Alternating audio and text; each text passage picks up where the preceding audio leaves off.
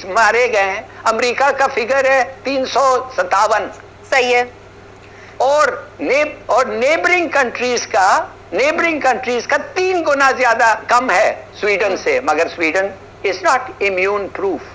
ये इमरान खान साहब मुझे समझ नहीं आती है, क्यों नहीं एक और चीज बताते हैं मुल्क को कि आपके खिलाफ क्या आपका एक और वेव आएगा इन्फेक्शन का, जो आज असद उमर भी जिक्र कर रहा था। वो क्यों आएगा? वो इसलिए आएगा कि आपका ये जो लॉकडाउन था ये अनसक्सेसफुल था।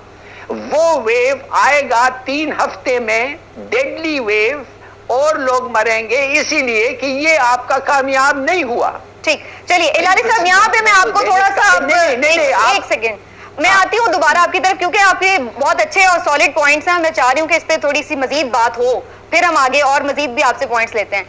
आपको लगता है इमरान साहब की हर्ड इम्यूनिटी बेसिकली वो स्ट्रेटेजी है जो इमरान खान साहब ने अनअनाउंस्ड तरीके से अपना ली है, और वो सिर्फ ये इस पॉलिसी को लेकर के चल रहे हैं, लेकिन उन्होंने अनाउंस नहीं किया? 2-2.5 करोड़ बंदा मरने जा रहे थे। मैं हिलाली साहब की इस बात से बिल्कुल भी मुत्तफिक नहीं हूँ। हर्ड इम्यूनिटी जो है ना, उसमें 2-3 चीजें हैं। एक तो ये जल्दी से मैं बता दूं कि 50 से 70% लोग अगर किसी बीमारी का शिकार हों और उसके बाद बाकी उसमें इम्यूनिटी बने। पाकिस्तान में जो लोग इस कॉन्सेप्ट की बात कर रहे हैं वो इस बिना पे कर रहे हैं कि पाकिस्तान में क्योंकि तकरीबन 65% आबादी यंग है, तो उनका ख्याल है कि उनमें कुव्वत मुदाफत ज्यादा होती है, इसलिए यहाँ पे शायद वो ज्यादा काम कर जाए। लेकिन यहाँ मैं आपको मिसाल दे दूं स्पेन की और चीन की। चीन के सूबे वुहान में जहाँ सबसे ये ज्यादा थी, वहां पे 2 से 3% अप्रैल में जब उन्होंने टेस्ट किया तो सिर्फ 2 से 3% लोगों में हर्ड इम्यूनिटी थी।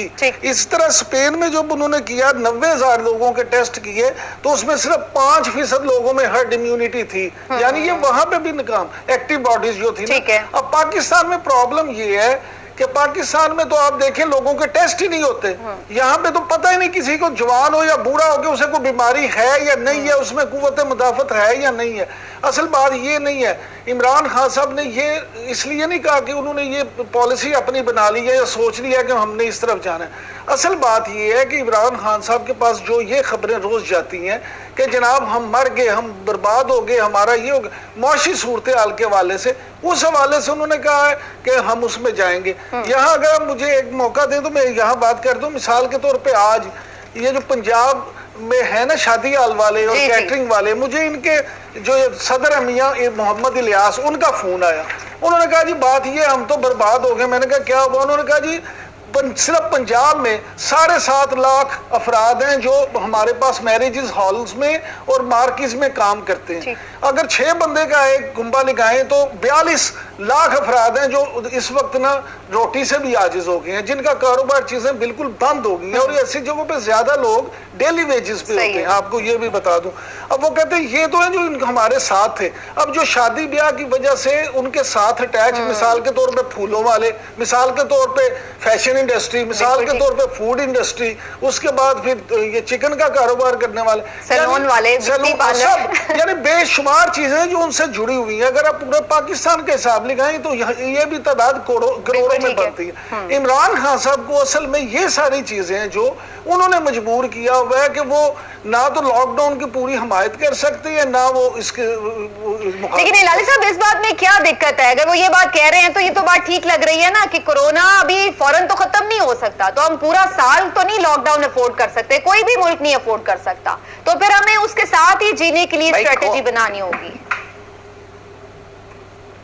खुदा के लिए हम लोग कब समझेंगे कि जब तक एक आदमी जिंदा है, टिल ही इज अलाइव, उस वक्त तक वो लाइवलीहुड उसका हो सकता है।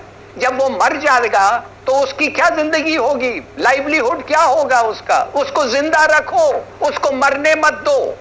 ये सॉफ्ट लॉकडाउन लोगों को मार रहे हैं, समझ नहीं आ रही है। मैं आपको बता रहा हूं सॉफ्ट लॉकडाउन मार रही है। मैं स्टेटिस्टिक्स दे रहा हूं कि लोग मरते हैं सॉफ्ट लॉकडाउन पे। क्या बात है आपको? क्यों आपके पास इतनी हिम्मत नहीं है? मैं आपको बताता हूं, कोई आदमी भूख से नहीं मरेगा। मैं फिर कहता हूं, इधर 3 फैमिलीज का नाम मैं लेता हूं, कोर्ट अक्सर में एक वाकया आया है कि एक उस शख्स ने 6 बच्चों का बाप था, वो उसने खुदकुशी कर ली इसीलिए कि खाना नहीं खिला सक रहा था बच्चों को। تو اس نے زہر کھا لیا. تو کس کے پاس گیا؟ یہ تو صرف ایک واقعہ ہے. پتہ نہیں کتنے لوگ ہلالی صاحب میں بتاتا ہوں آپ کو. ہلالی صاحب میں تو بات کرنے دو. نہیں میں بتا دوں, آپ نے پوچھا کس کے پاس گیا, میں بتانا چاہتا ہوں کہ وہ کس کے پاس گیا. میری اس کی بیوہ آمنہ سے خود بات ہوئی ہے. اس کی بیوہ کہتی ہے وہ ہر ایم پی اے کا دروازہ اس نے کھٹکھٹایا ہے. جو پی ٹی آئی کے وہاں لوگ تھے ان کے پاس گیا ہے, جو اپوزیشن کے لوگ تھے ان کے پاس گیا ہے. اس کی بیوہ کے مطابق کسی نے نہیں سنی. تو آپ مجھے بتائیں, اس قسم کے لوگ ہیں آپ کے حکمراں, اس قسم کے لوگ ہیں آپ کے لیڈرز, اور آپ ان پہ بھروسہ کرتے ہیں کہ یہ اس ملک کو بچا سکتے ہیں؟ ان کی پالیسیز غلط ہیں, ان جھوٹ بولتے ہیں, چوری کرتے ہیں, ہر چیز کرتے ہیں, اور آخر میں جب ان کا سربراہ بیٹھ کے کہتا ہے کہ لوگوں کو میں نے زندہ رکھنا ہے, جب وہ آتے ہیں ان کے پاس کھانے کے لیے وہ کھانا بھی نہیں دیتا ہے. I'm sorry.